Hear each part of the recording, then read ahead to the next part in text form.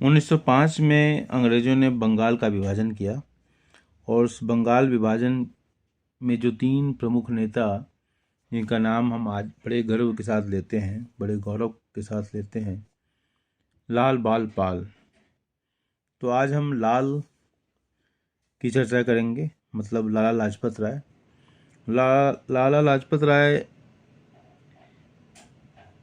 भारतीय आंदोलन, स्वतंत्रता संग्राम के आंदोलन में अग्रणी नेताओं की कतार में खड़े मिलते हैं और इन्होंने अपने जीते जी बहुत सारे आंदोलनों में शिरकत किया और मरने के बाद इनके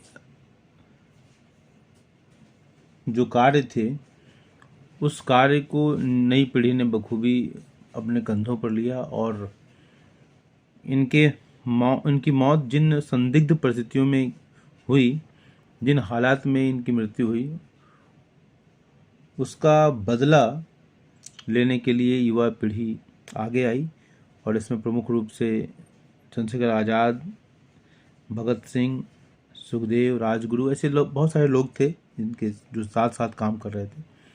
तो लाल बाल पाल की आज लाल की हम चर्चा करेंगे। भूल नहीं सकते हम तेरे वे लाठी के दाग, अमनीश यादव की कलम से है।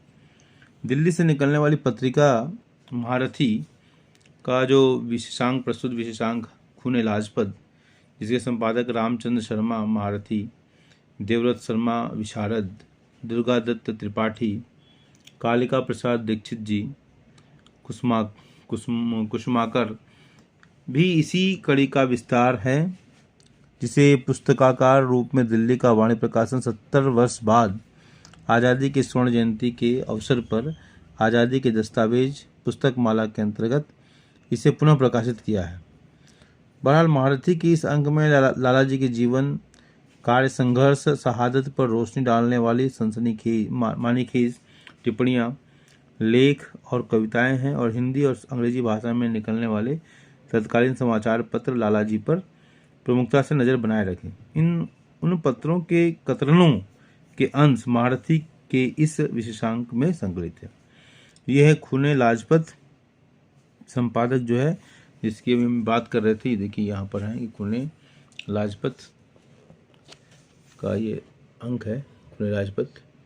हम अभी इसी के बारे में हम चर्चा कर रहे थे। इसके संपादक देख सकते हैं रामचंद्र महारथी, देवव्रत शर्मा विशारद, दुर्गादत्त त्रिपाठी, कालिका प्रसाद दीक्षित, कुसुमाकर। तो ये हाँ, आज हम इसको संक्षिप्त रूप में अमनीश यादव, जो कि प्रयागराज की धरती से आते हैं और इनका पता भी देख लीजिए, इसमें लिखा हुआ है, इन हॉस्टल्स हैं इनका संबंध, तो और इलाहाबाद विश्वविद्यालय से ये पठन पाठन कर रहे हैं। तो आज हम देखते हैं इनकी कलम की ताकत को हम देखने का और समझने का प्रयास करेंगे।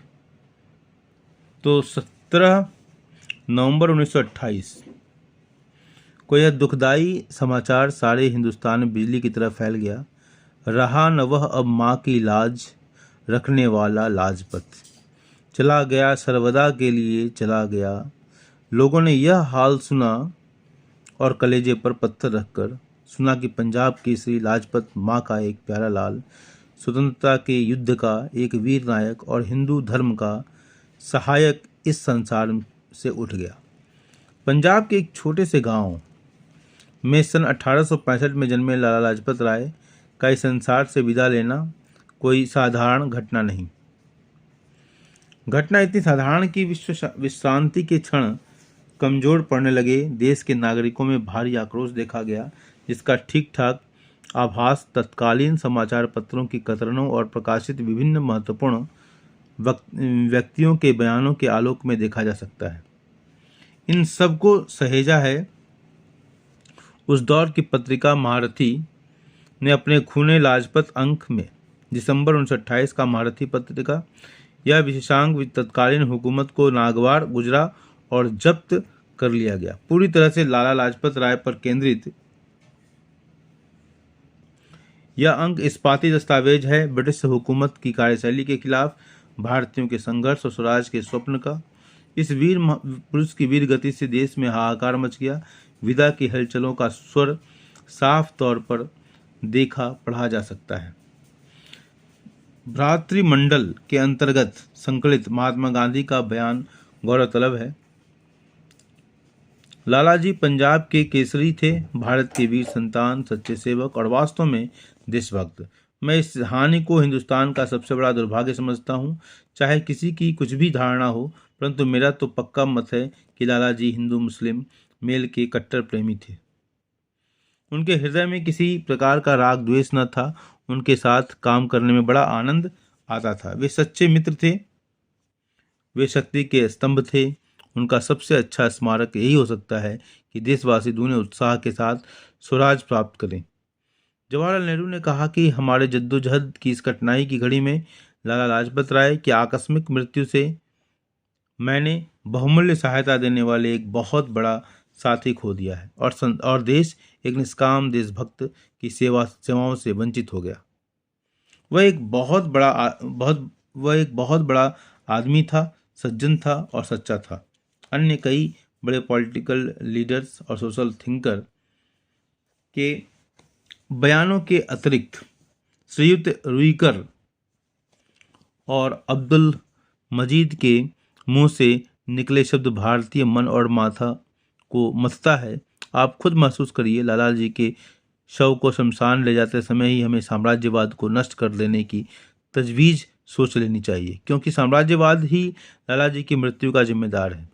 और अब्दुल मजीद का यह वक्तव्य हिंदू मुस्लिम एकता की खुशबू के साथ उस शख्सियत पर गर्व की अनुभूति कराता रहेगा। वे 3 मिनट मेरे जीवन के बहुमूल्य थे जो मैंने लाला जी की अर्थी उठाने में व्यंग किए। वाह। लाला जी की श्रद्धांजलि स्वरूप न जाने कितने वक्तव्य जारी किए गए, कितनी कविताएं रची गई, उन पर लेख लिखे गए और पत्रिकाओं ने अपने विशेषांक निकाले। दिल्ली से निकलने वाली पत्रिका महारथी का प्रस्तुत विशेषांक खूने लाजपत, संपादक रामचंद्र शर्मा महारथी, देवव्रत शर्मा विशारद, दुर्गादत्त त्रिपाठी, कालिका प्रसाद दीक्षित कुसुमाकर भी इसी कड़ी का विस्तार है, जिसे पुस्तकाकार रूप में दिल्ली का वाणी प्रकाशन 70 वर्ष बाद आज़ादी की स्वर्ण जयंती के अवसर पर आज़ादी के दस्तावेज पुस्तकमाला के अंतर्गत उन्हें इसे पुनः प्रकाशित किया।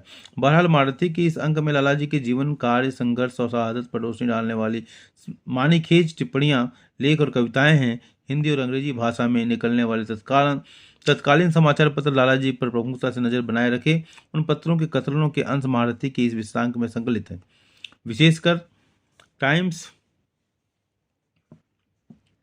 टाइम्स ऑफ इंडिया, आर्य मित्र और प्रताप समाचार पत्र की खबर, जिसके एकाधिक हिस्से का यहाँ उल्लेख करना जरूरी समझता हूँ। हिंदुस्तान टाइम्स लिखता है कि वह एक वीर की तरह जिए और शहीद की तरह मरे। उनकी लेखनी में फौलाद का सा बल था और जबान में आग की सी शक्ति। उनका हृदय केसरी था और आत्मा ऋषि की थी। लोकमान्य के बाद नेतृत्व का जुआ उनके कंधे पर पड़ा। Times of India Lala Lajpat Rai के बारे में कभी गोखले के कहे वाक्यों को कोट किया। मसलन वह एक आदमी था जिससे हजारों प्रेम करते थे, जिसका चरित्र ऊंचा था, विचार उन्नत थे, जो बड़ा समाज सुधारक और धार्मिक एवं राजनीतिक कार्यकर्ता था, जो चाहे उसमें कोई त्रुटियां ही क्यों न हो, दिन दहाड़े उजागर होकर काम करता था। आगे आर्यमित्र लिखता है कि पढ़े लिखे कहते हैं कि पंजाब केसरी संसार से उठ गया, लाला लाजपत राय चल बसे, दीनहीनों का सहारा जाता रहा, गांव की अपढ़ जनता पुकारती है, पंजाब का राजा लाजपत मर गया। बड़ा अच्छा आदमी था, हिंदुस्तान के लिए कैद काट आया था भैया। यह वही तो लाजपत था जिसे सरकार ने देश निकाला दिया था।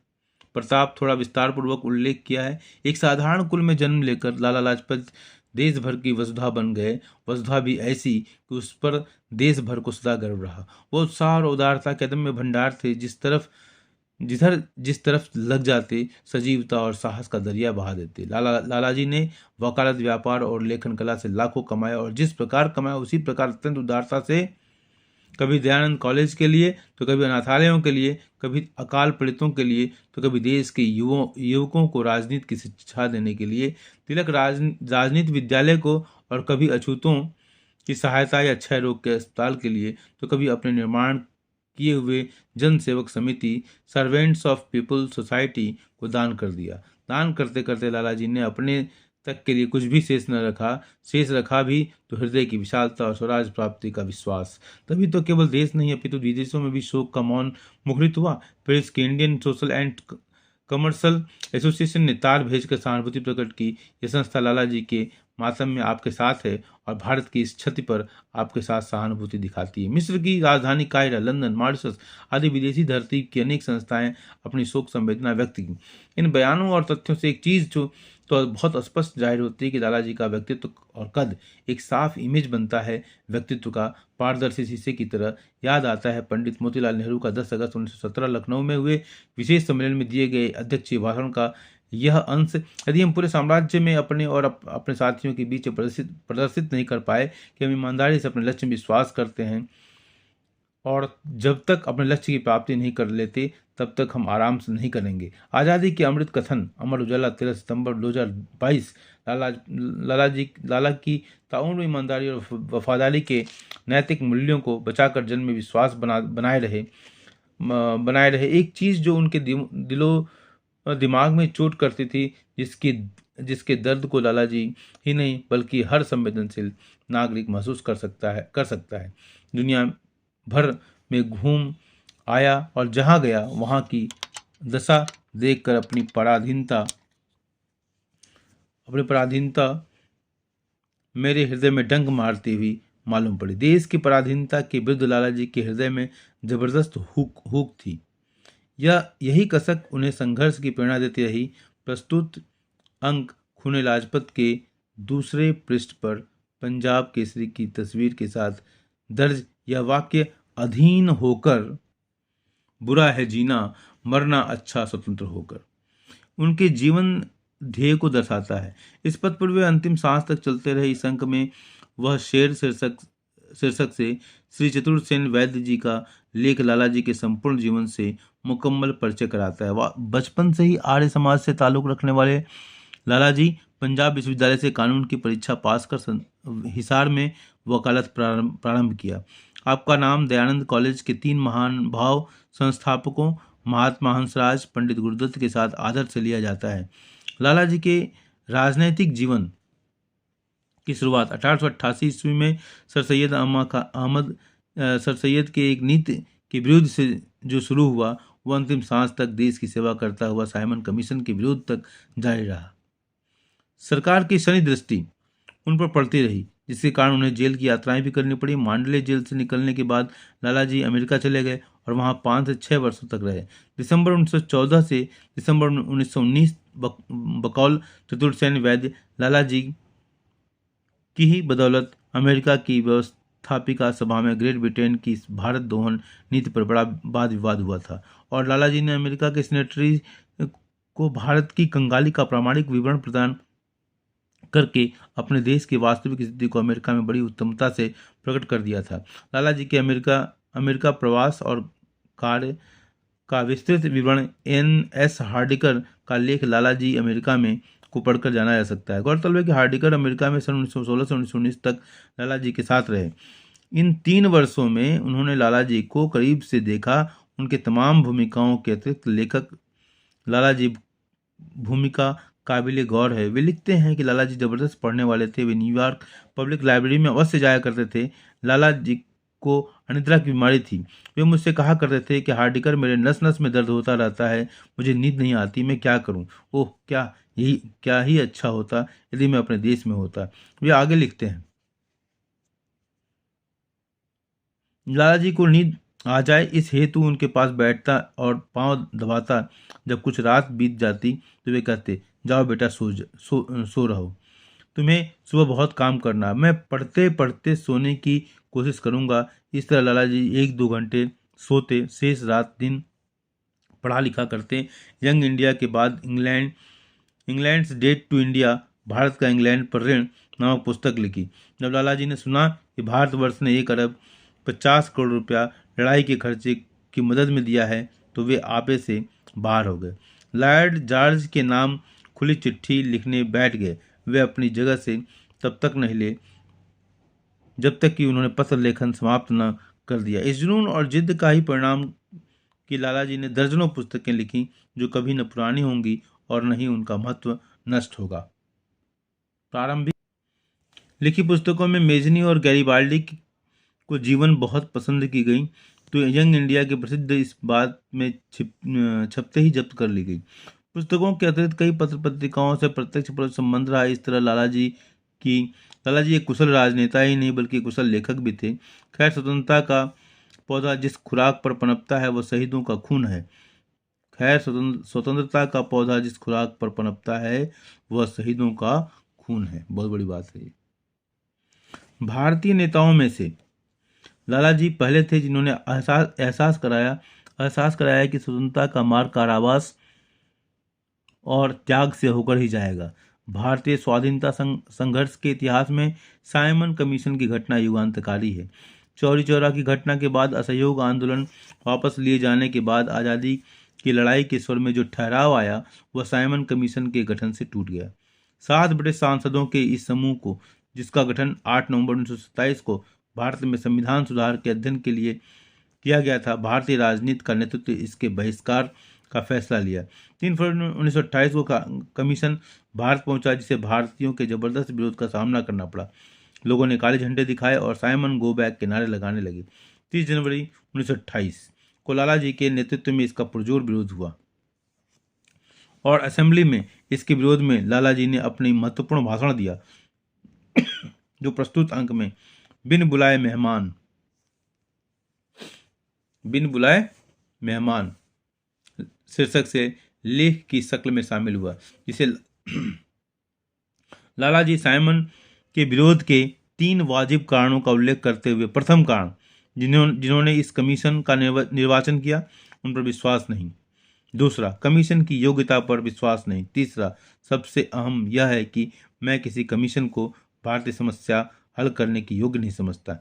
कोई भी कमीशन जातियों के स्वराज पाने की योग्यता जांचने और अपने हित में चलाने योग्य प्रबंध बताने की क्षमता नहीं रख सकती। भारत की समस्या कमीशनों से हल नहीं होगी। यह तर्क वास्तव में भारत की दशा और दिशा का सिंहावलोकन था। इस आयोग के बहिष्कार के दौरान शासन की बर्बरता की पराकाष्ठा, लाला जी और उनके समर्थकों पर लाठियों का प्रहार, जो कुछ दिन बाद लाला जी के मृत्यु का हेतु बनती है। अंततः उन्हें कहना पड़ा, वह चोट जो हम पर ही की गई थी, ब्रिटिश साम्राज्य के कफन में मानो एक कील गाड़ी गई थी। इस कायरता और कमीनेपन का बदला हमें उन पर आक्रमण करके नहीं लेना है, अपितु अपनी स्वतंत्रता प्राप्त करके लेना है। लाला जी का इस तरह जाना 30 करोड़ भारतीयों को झकझोर गया, जिसका परिणाम आज सबके सम्मुख है। हमारे प्यारे लेख में अवध बिहारी कुछ इस तरह याद करते हैं, वह पंजाब केसरी कहा जाता था, परंतु था वह भारत केसरी। काव्य अभिव्यक्ति का एक महत्वपूर्ण माध्यम है। प्रस्तुत अंक में विभिन्न लेखों के अतिरिक्त लाला जी के कर्म और आत्म त्याग पर महत्वपूर्ण गजलें और कविताएं भी उनके शौर्य का हिस्सा हैं।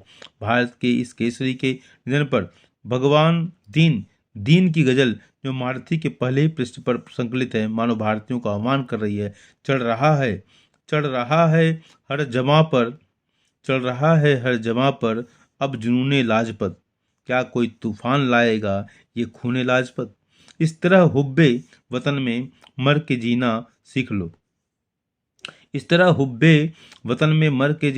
लो, कर रहा है यह मुनादी आज खूने लाजपत। नंद दुलारे वाजपेयी की कविता कर्मयोगी लाजपत लाला जी के समूचे व्यक्तित्व का बिंब है। कविता की पहली पंक्ति उनके शौर्य की याद दिलाती है। विघ्नों के सर्वोच्च शिखर पर वह करता था अचल निवास। उसकी वाणी की निर्झरणी में जीवन था उल्लास। पावन प्रशस्ति में कुमार प्रताप नारायण कविरत्न लाला जी के व्यवहार पक्ष पर, जो फुलवारी के पुष्प के समान जिसकी गंध पर सभी को अधिकार, जो वातावरण से नष्ट न हो, कवि जायसी के फूल मरय न बासु के काव्य भाव की तरह। क्या लाजपत यहाँ है या लाजपत वहाँ है? हाँ, लाजपत तहाँ है, बस लाजपत जहाँ हैं। तो ऐसा था लाजपत, वह केसरी जिसके प्रेम, मित्रता और सहायता पर राजा और प्रजा गर्व करते थे। पहले वह हृदय के सामने रहता था, परंतु अब हृदय के भीतर रहता है। पहले वह करके दिखाता था और अब वह करा के दिखाएगा। भारतीय राजनीति की शब्दावली में एक टर्म लाल बाल पाल, जिसका उल्लेख इसलिए भी जरूरी है कि इसका संबंध पंजाब केसरी लाला लाजपत जी से भी है। साइमन कमीशन के विरोध में लाला जी पर हुई बर्बरता जालियांवाला बाग नरसंहार के बाद की बड़ी घटना थी। तत्कालीन कांग्रेस के साथ रहकर जिन व्यक्तियों के गोखले मेहता के मध्य मार्ग और समझौतावादी नेतृत्व को चुनौती दी थी, पार्टी में गरम दल को जन्म देकर उग्र आंदोलनात्मक कार्यक्रम के लिए जगह बनाई, उसमें लोकमान्य तिलक और विपिन चंद्र पाल के साथ लाजपत राय का नाम उल्लेखनीय है। इस तरह लाला जी कांग्रेस के भीतर से निर्णायक प्रतिरोध का व्यक्तित्व लेकर निकले। उनके व्यक्तित्व का तेवर और त्वरा देश के युवाओं को प्रेरित करने के लिए किस सीमा तक उद्वेलित किया, इसकी सहज कल्पना की जा सकती है। बहरहाल हाँ, एक बात और, इसमें संग्रहित भारत का लाल शीर्षक से बिपिन चंद्र का लेख लाला जी के संबंध में कई दृष्टियों से विचारणीय है, कई स्थान पर ठहर कर सोचने पर विवश करता है। खैर, लाला जी के निधन के लगभग 19 वर्ष बाद देश स्वाधीनता को प्राप्त किया। उस वक्त देश में कुल लगभग 30 करोड़ जनसंख्या थी और लाला जी के निधन के लगभग 95 वर्ष होने को और आज़ादी के 75 वर्ष, अब देश की जनसंख्या चीन को भी पीछे छोड़कर 142.86 करोड़ हो गई है। कहने का लबोलुआब यह है कि लाला जी के निधन पर 30 करोड़ जनता व्यथित हुई और आज हर संवेदनशील भारतीय आपके शौर्य, आपकी शहादत और स्वाधीनता संग्राम पर गर्व करता है और आगे भी करता रहेगा। यही अमरता है हमारे अपने स्वाधीनता सेनानियों की। आज हम कितना भी आगे निकल जाएं, पर अपने इतिहास से दामन बचाकर नहीं निकल सकते। सॉरी। आज़ादी के 75वीं वर्षगांठ पर महारथी पत्रिका के जब्त शुदा विशेषांक खून लाजपत से गुरजना है भारतीय स्वाधीनता संग्राम की पृष्ठभूमि से। लाला जी के सपनों और संघर्षों से वाकिफ होना है मौजूदा परिस्थितियों और शासन सत्ता की दमनकारी नीतियों से, भारतीयों की विवशताओं से, देश प्रेम से। आज जरूरत है अपने भीतर स्वाधीनता के स्नेहिल भाव को और अधिक बचाए और बनाए रखने की। किंतु अचानक आज हृदय में धधक रही है आग, भूल नहीं सकते हम तेरे वे लाठी के दाग। धन्यवाद।